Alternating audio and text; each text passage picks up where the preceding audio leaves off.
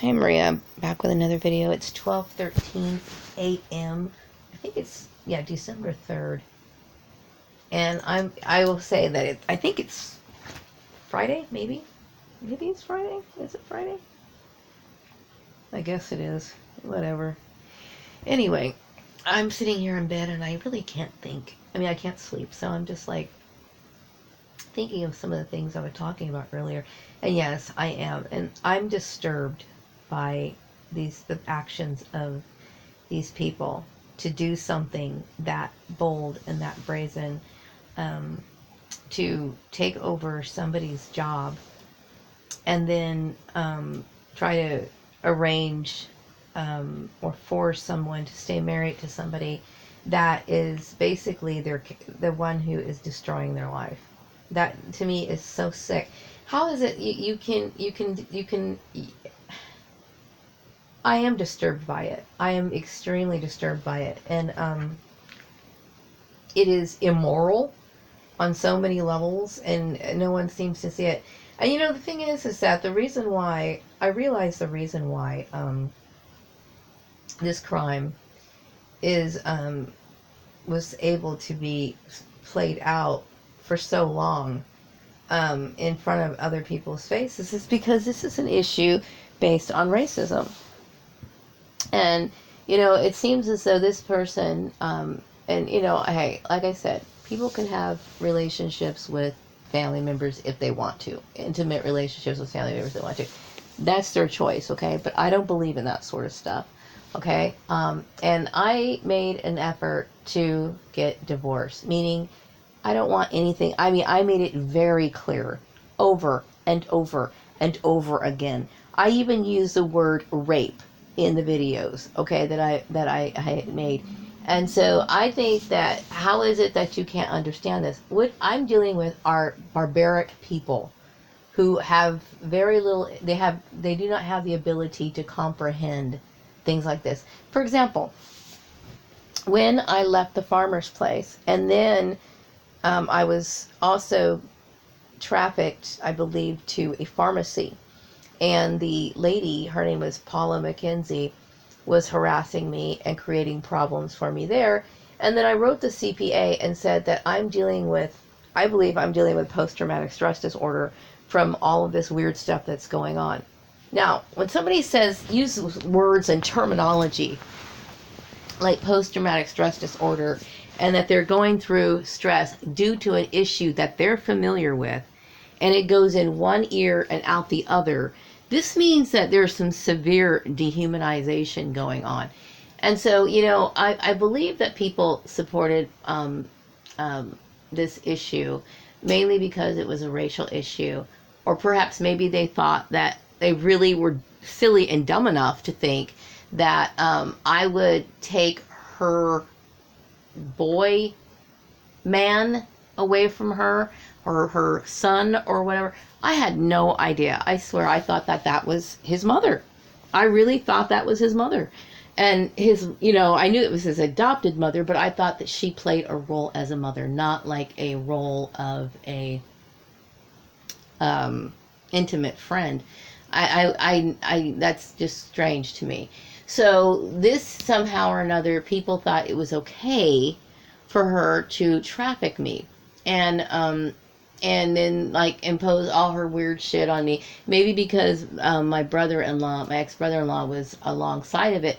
But what bothers me is the fact that I'm basically saying that I'm disturbed by it. I am disturbed by it, because how many times do I have to tell somebody that this is a disgusting thing that does not interest me, and I don't want to see these people ever again.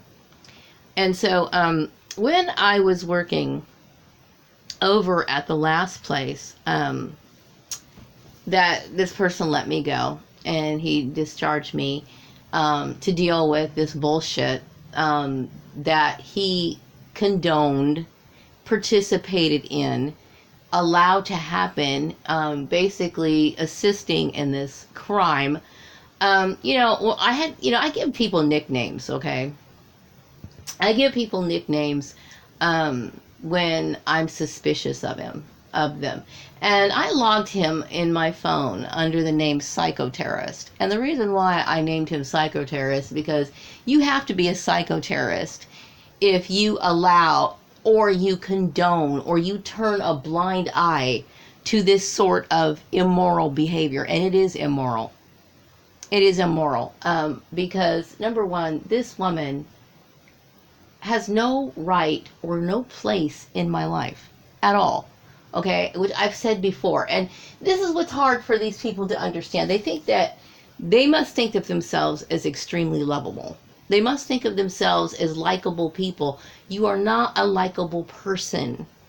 When you cheat, when you take things from people, when you manipulate something as important as their employment, okay? And then when you think about it, and then probably, I'm assuming, that this person lied and said that I took her lover from her. That to me is strange. And I'm not trying to put people down, because I'm assuming that these sort of relationships are pretty common in this community. And I'm not trying to put people down who are in these, okay? But if in this situation, if a person has no idea that this relationship is incestuous or something, they're being set up for something. And anybody who looks at this issue closely should be, I personally, in my mind, like, the hair stand up on the back of my neck. Like, this is freaky and it's disturbing. Like, if somebody doesn't know right from wrong, to do this, and after you've said it many times and you've explained why, and they continue to do it, that really upsets me. And so I'm having a hard time sleeping tonight, because it's like, I'm not comfortable. I don't feel safe. I do not feel safe. Okay? I don't feel safe with employers cooperating with that. And, I had made attempts to leave this community, okay? Like, I had, several times I meant to leave, I tried to leave this community, because I figured, I'm respectful. Hey, if people are really not comfortable with me being here, fine, then I'll take off and I'll go do something else. But there was a situation placed by the same people who have no right to have their hands on me or any say in what I do, but they continue to keep me here. And it's like, well, I don't need to be here. You know what I mean? If I could go somewhere else, then let me go somewhere else.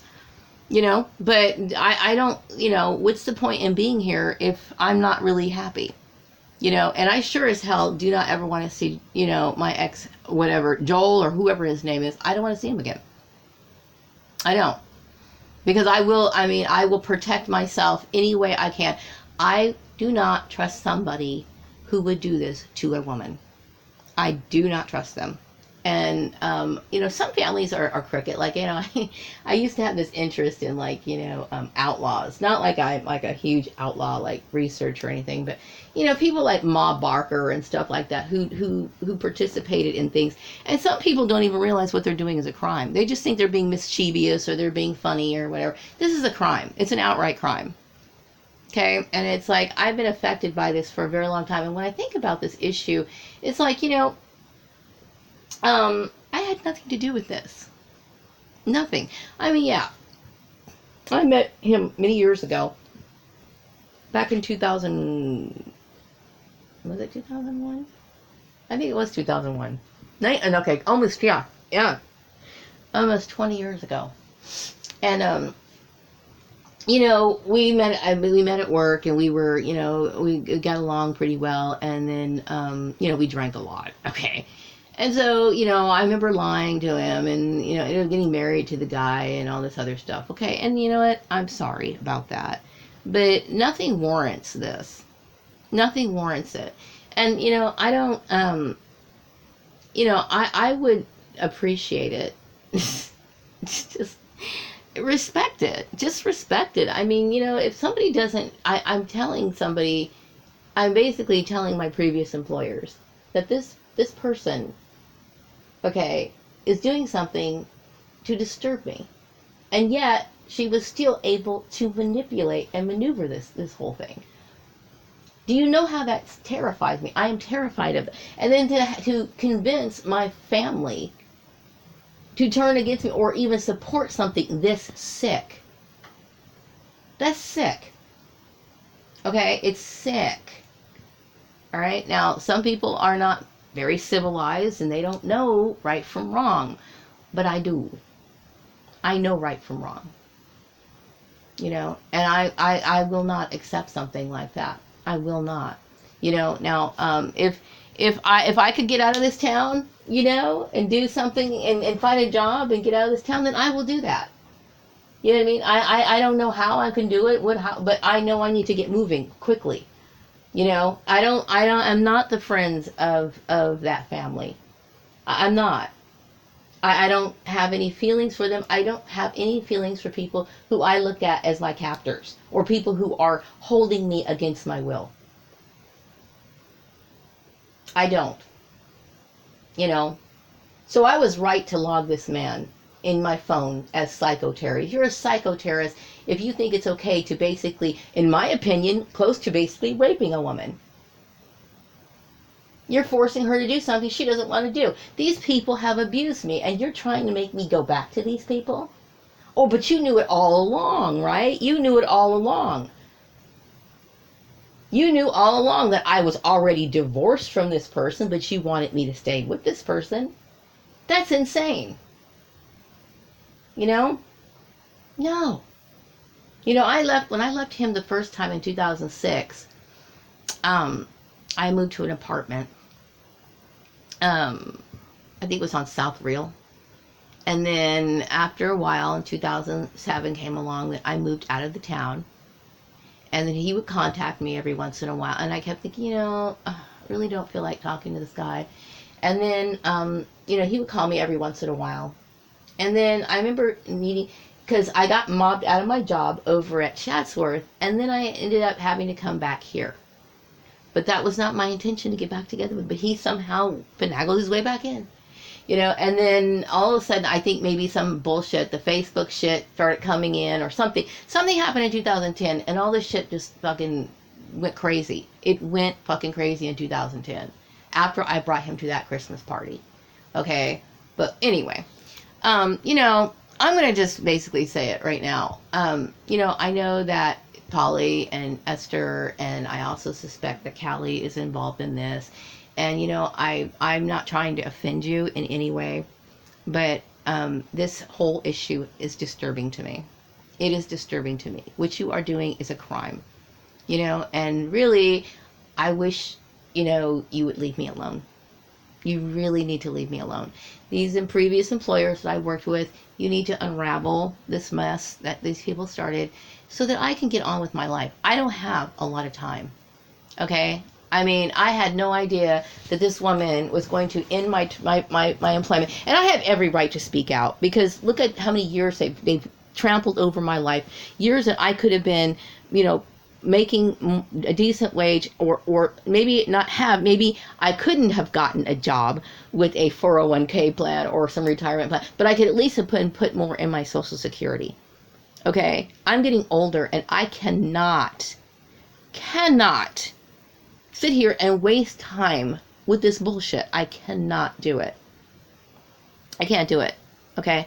And I'm, you know, and this is the stuff that I sit here and I worry about, where other people are just sitting here thinking, oh, it's not that big of a deal. I find if I tell somebody to leave me alone and they don't, then that, to me, it tells me something is wrong with these people. And it disturbs me. And that's why I'm up tonight. You know, these people, I consider these people to be dangerous. And it's hard for me to think otherwise. And I'm not trying to be mean or anything like that, but, you know, you can only do so much to a person before they you know, start getting very antsy. And this has been going on for a very long time. So I would appreciate it, Karen Johnson, Steve Murray, Craig Jahelka, who all these other people, psychoterrorists, all these other people, you know, to accept what I'm telling these people. Okay? I don't know what kind of deal you have with this woman, but you are creating something. You did something illegal. You did something wrong. Okay? I've been trapped for a very long time. And I have the right to escape. I'd like to get out of this town, really, if I can.